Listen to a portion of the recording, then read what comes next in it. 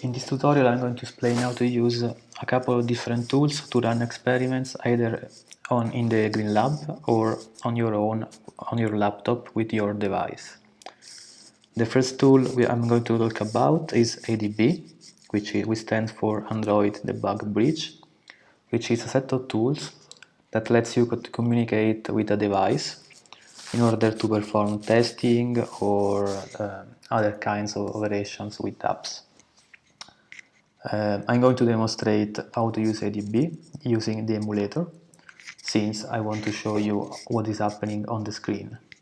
But what I'm going to show applies exactly the same with a real device. So you can connect a real device to your laptop using an USB cable and then use ADB with it.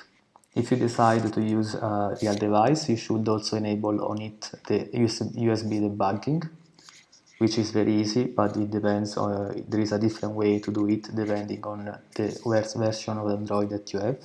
But if you look online, you can easily find how to enable it. So the first thing we might need after connecting a device to our laptop is to check if it is connected, and we can do this by running this command.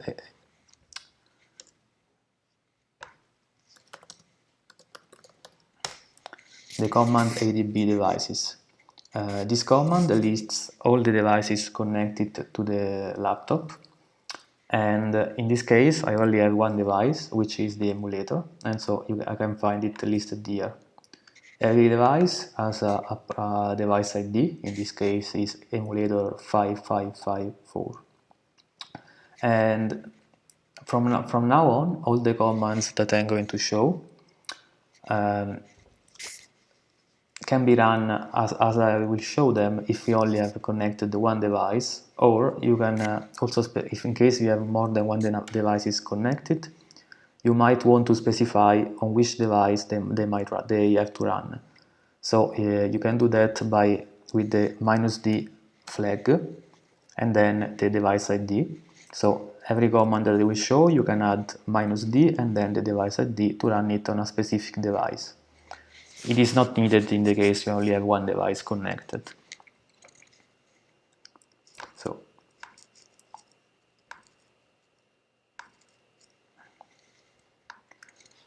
the first command that I'm going to show is how to install an app on the device using ADB. In order to do so, you can easily do it by running ADB install, and then you need to have the APK file of the app you want to install on your laptop. In this case, I'm going to install WhatsApp, so I'm going to use this APK. I run the command.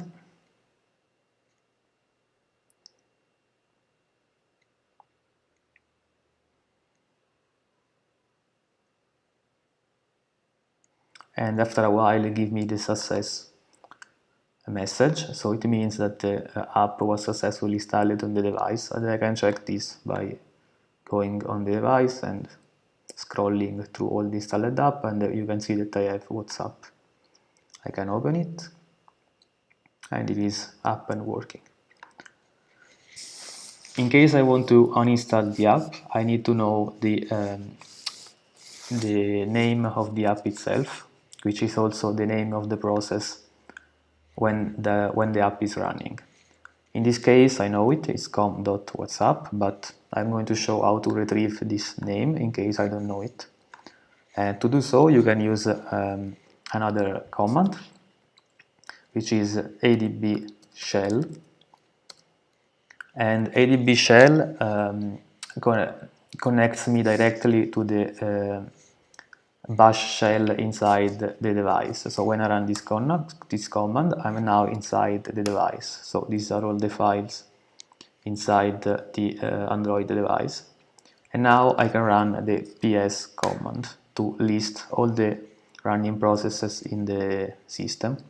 And among all the processes, there is also com.whatsapp. I can exit the shell by typing exit. In case I want to run a single command in the shell, I don't have to connect to the shell first and then run the command. I can just do it all in one go. So I can do like adb shell ps, and I get the same result, but this time I don't have to type exit since I'm still working locally on my device. Now I can see that the device ID is com.whatsapp, so I will copy it, and I will close WhatsApp here in the emulator.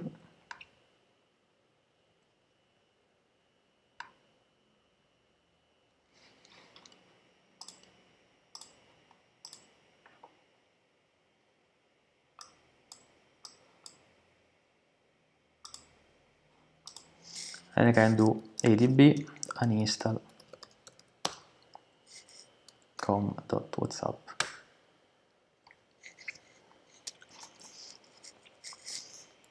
There are another two things that I can do running using adb ps, and these are getting the CPU usage and the memory consumption of a running process. Let's start with the memory consumption. So I will open an app, in this case Chrome,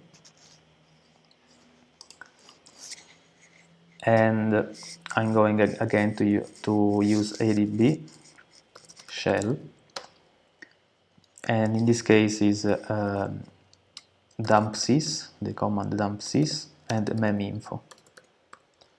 This will provide me all the memory consumptions of all the apps, the processes running into the device. It is a bit too much information for my likings, so I will copy the process ID of Chrome, Google Chrome, and run the command again, adding this process ID at the end, and it should list me only the memory consumption of this process, but maybe I am using a wrong ID. So I will copy it, I have it in a file.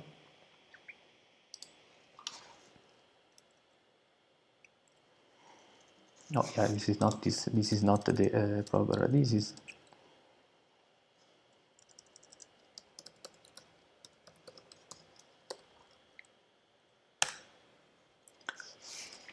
This is okay. So now it gave me detailed information about the memory consumption of the Chrome process, but only of the single process.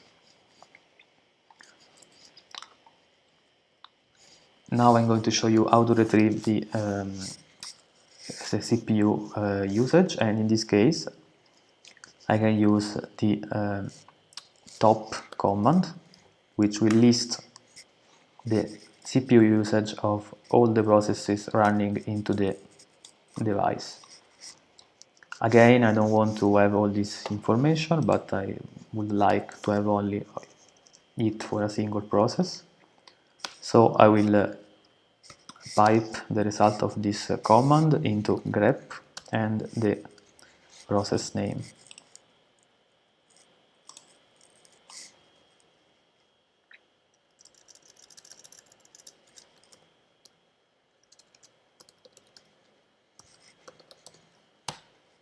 And in this case, will give me only the CPU usage of the Chrome process. Since Chrome actually spawns more than a single process, I have three different lines for it, but it's only showing me the Chrome app. Another common operation that I may want to perform is to copy a file to the device and retrieve a file from the device. To do so, first of all, we create a file here locally.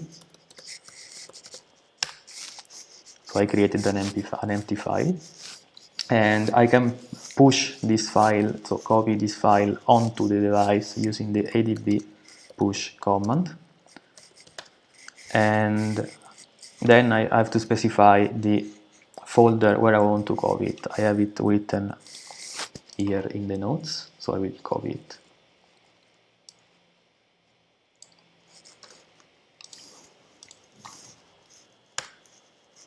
and it says okay, one file push, so it has been copied. We can check this again connecting to the device, so adb shell, and here I can look at what files are contained into this folder now, and you can see that I have this some.file that I just created. I can exit again, and now I will remove it locally, so I don't have the file anymore. Now I will show you how to get this file from the device, and it's actually very easy and very similar. You just need to use the adb pull command. In this case, we have to specify which file you want to retrieve. So it's again is the name of the file and the path where it is stored on the device and where I want to copy it locally. Now I want to copy it in the current folder, so I will just specify dot, and it says one file pulled, so it has been successful. And we can check that it's actually it worked by listing all the files in the current folder, and I have some .file. So this is how you copy and retrieve files from the device. Another operation that you might want to perform in order to run your experiments is to execute an app. It is to run a command to run an app on the device, and this can be performed in two different ways. The first one is to specify just the action that you want to perform without specifying which app you are going to use. And in this case, we want to run an intent. The intent I want to run is this one. I want to run the view action on this web page, http://stackoverflow.com. And I can do that by using the adb shell am start command. So when I run this command on the device, it will prompt me and ask which app I want to use to perform this action. I want to run this with Chrome, so I will press just once.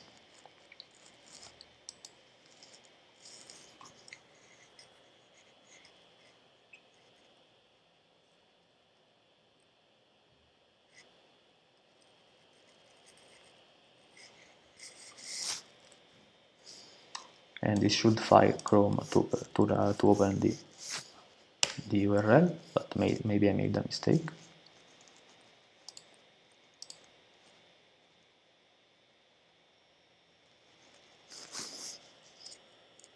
Okay, so it's running now.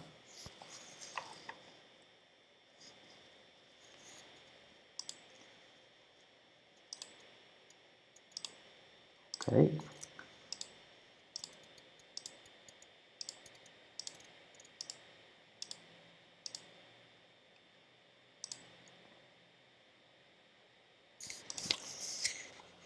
And the other way you can do this operation is to specify directly which app you want to use.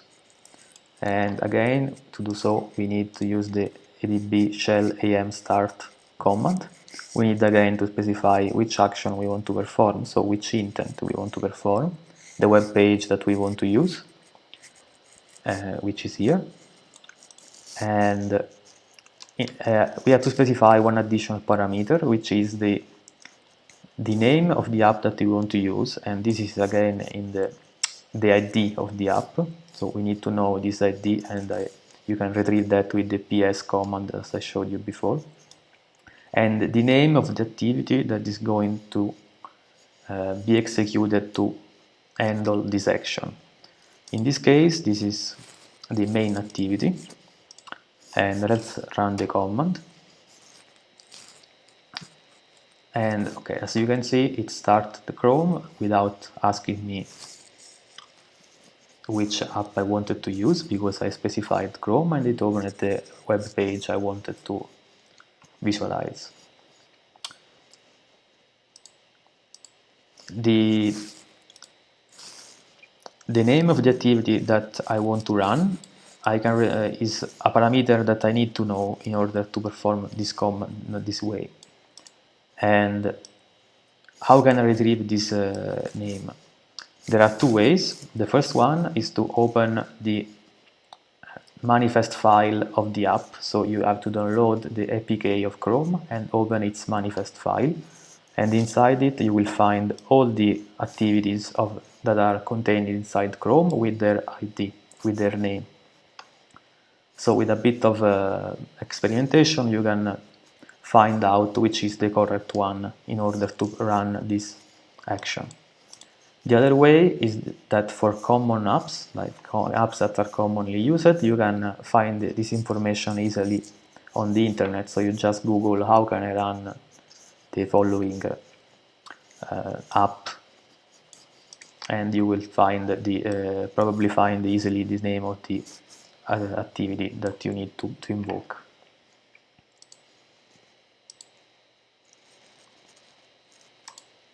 And this terminates all the commands that I'm going to show you for ADB.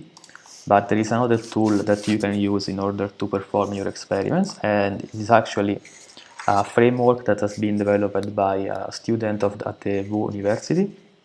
And this framework simplifies the process of running the experiment without forcing you to run all these commands by hand or by writing your own script to run this command. So the framework is named AndroidRunner, and it is a Python program that takes as input a config.json file and runs an experiment that is described inside this config.json file on the device using ADB and other tools. So what I showed you in the previous minutes is what happens under the hood while when you invoke the AndroidRunner framework.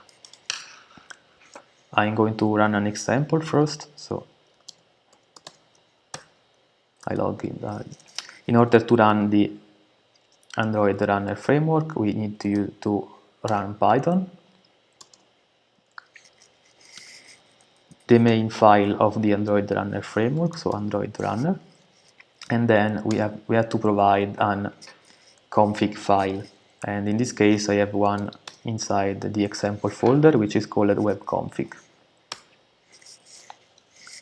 This will initialize and perform some operations on the device and get some measurements. In this case it's just going to open Chrome, perform a reload on the web page, and perform this operation a couple of times and get some measurements in the meanwhile. It will collect measurements for memory consumptions and CPU usage.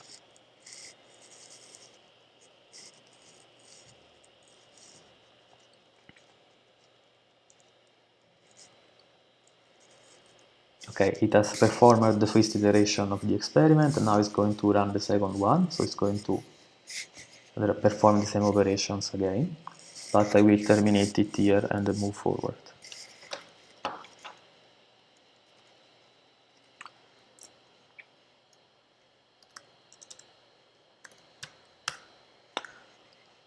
We are going to look into the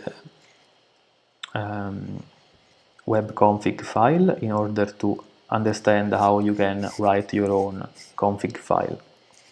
So to do so, open it with an editor.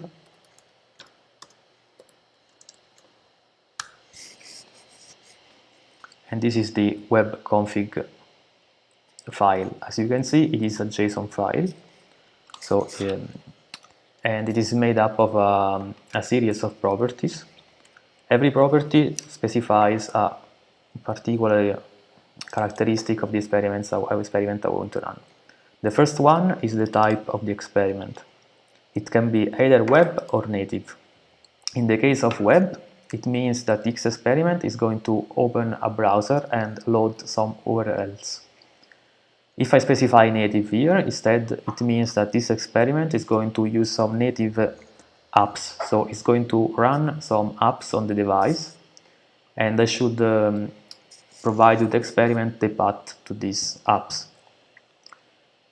The second property is the devices property, and this property is a list of all the devices I want to use to perform the experiment. In this case, I have only one, but I can have multiple just by adding them here. So suppose I also want to use an LG phone, I will add it here.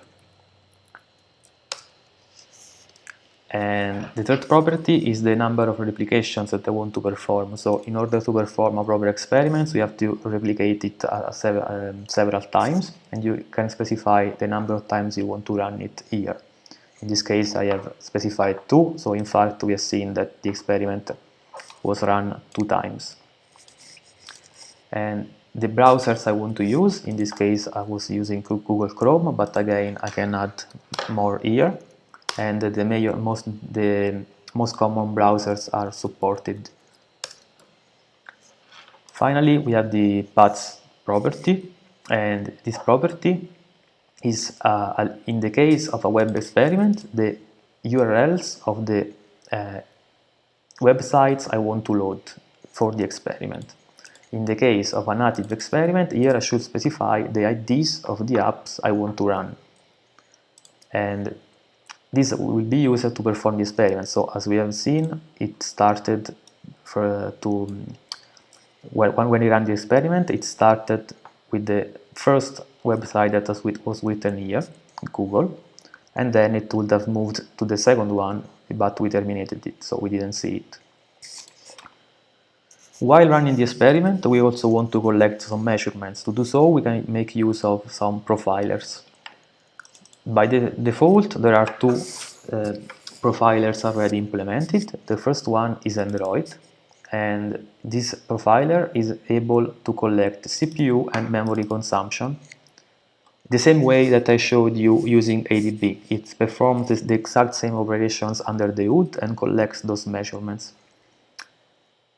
And the other property that I can specify is the interval at which I want to collect these samples. In this case, it was 200 milliseconds. There is another profiler already implemented, and is TrePN, and it is able to collect more measurements, different kind of measurements than the Android one. In particular, in addition to CPU and memory consumption, the other one that is able to collect, that is very interesting for our purposes, is the energy usage. So, but we can see the full list of the measurement that it is able to collect by opening a file.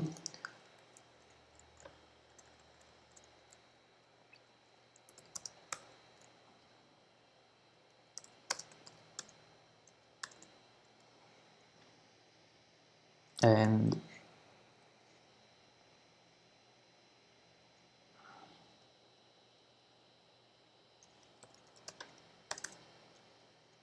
this file is the data points file.json file contained into TrePN folder.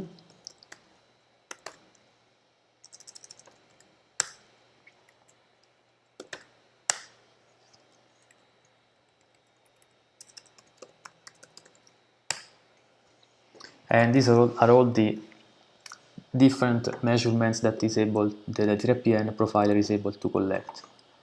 There are various things, and there is again the battery consumption, so battery remaining, battery status, but there is also information about the several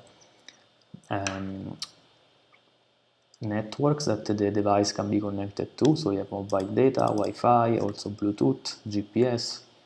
So it can be used to collect these different measurements that can be useful for other kinds of experiments. Going back to the webconfig.json file, we then have this property scripts that specifies the structure of our experiment. What I mean by structure is that when you run an experiment, you might want to perform some operations before running the experiment, some before each run of the experiment, and some while the experiment is running, and some after the experiment has run or after each run has run.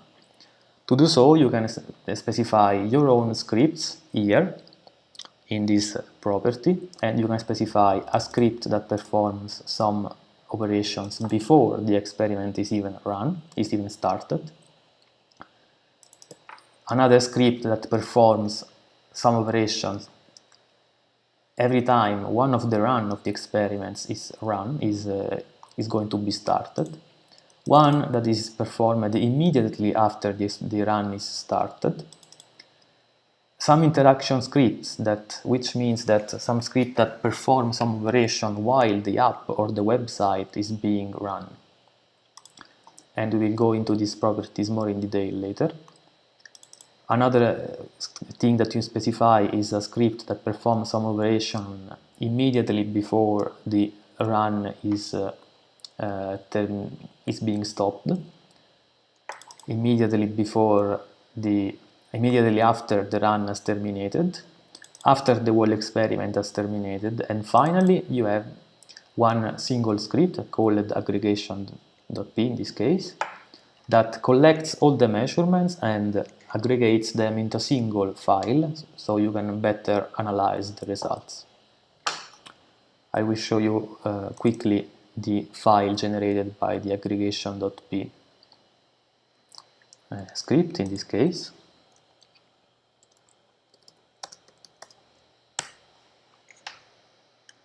And here in the example folder I have an output folder where there is another folder with a timestamp for every time I have run this experiment. So since I have run it several times, I have several folders, but the latest one is this one.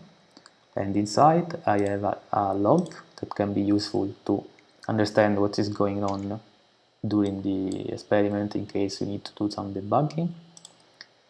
And I have also a CSV file for each device the experiment was run on. In this case, we have run the experiment on the emulator device, so I have an emulator folder. And if I open this file,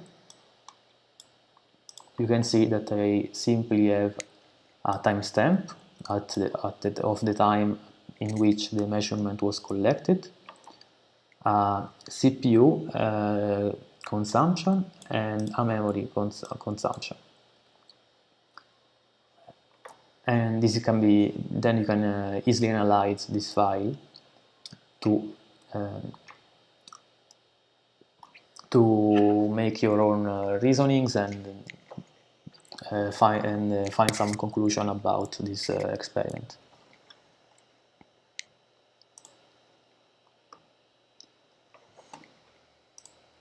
There is another property at the end, which is time between run, and in this case it is 500 milliseconds. This property is how much time should the AndroidRunner framework wait before running each iteration of the experiment. It is quite an important property because in case you are collecting energy consumption of the device, you probably want to wait a while before performing several runs. So in between one run and another, you want to wait a while, and it's best if you wait at least a couple of minutes, so 2000 milliseconds.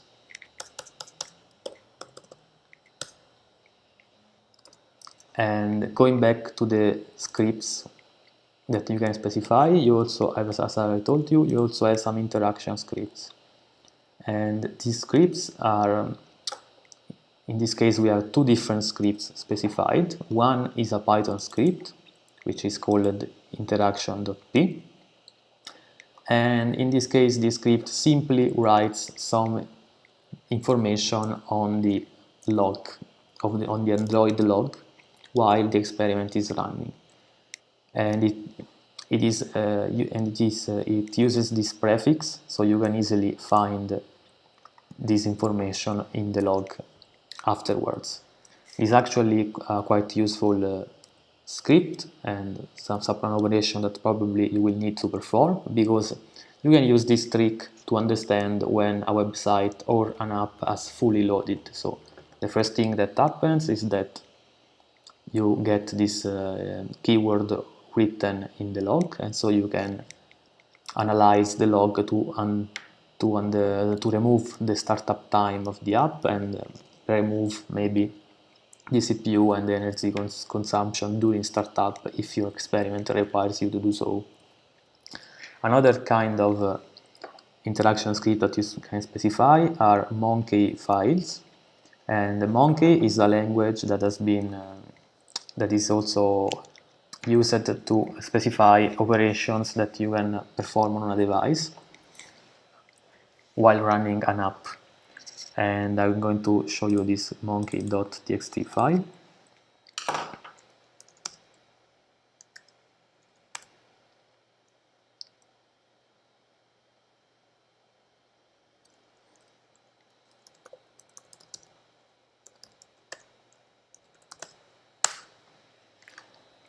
And this is the file that contains the operations, and it is again in JSON format, and every line is a single command that has to be executed on the device.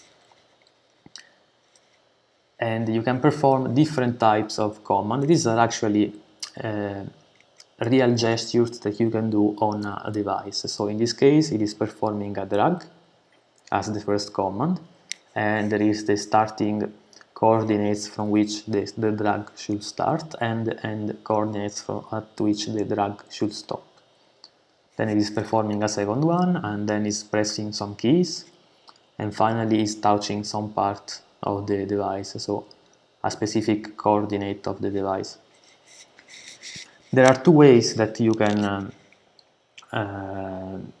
in which you can write these commands in this language. The first one is just to write here manually the commands, again following this syntax.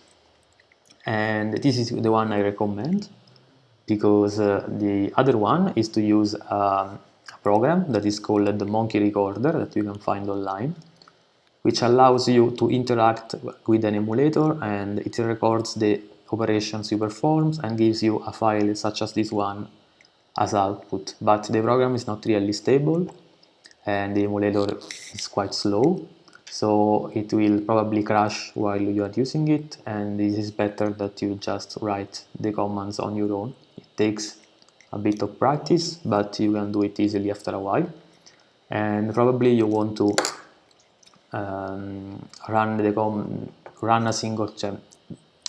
write a single command, test it, write the second one, test it, because the syntax is quite strict. So if you make a single mistake, it won't run, and if you have typed several commands, you won't understand why it is not running. And you can find more information about this monkey language in this other GitHub repository, and most importantly, you want to know what commands you can run with it. And there is, unfortunately, does not exist a single list of all the commands, but you can look into the code to understand them. And the code is quite simple, so you can easily find them. So for instance, we have touch and drag here. One final note before terminating this tutorial is that before running the AndroidRunner framework, you also have to configure a simple file, which is called the devices.json file.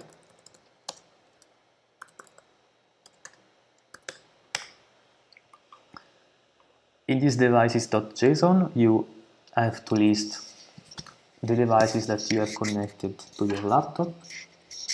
And what it does, it's simply that it takes the device ID specified by ADB, which can be quite complex, and associated to it a simple one. So in this case, to this device, this is the name that is specified by ADB, I just associated the name LG. And to be more clear, I'm going to run ADB devices again. And you can see that I have this device here listed, which is the first one in the devices.json. And this device is referred by the emulator name. So when I want to run an experiment using this device, in the config file, I'm going to use this name, just emulator. In fact, here I have specified just emulator. If I wanted to also add the other device, I could type LG. And this is the last thing that you might need to know to run your experiments. Good luck!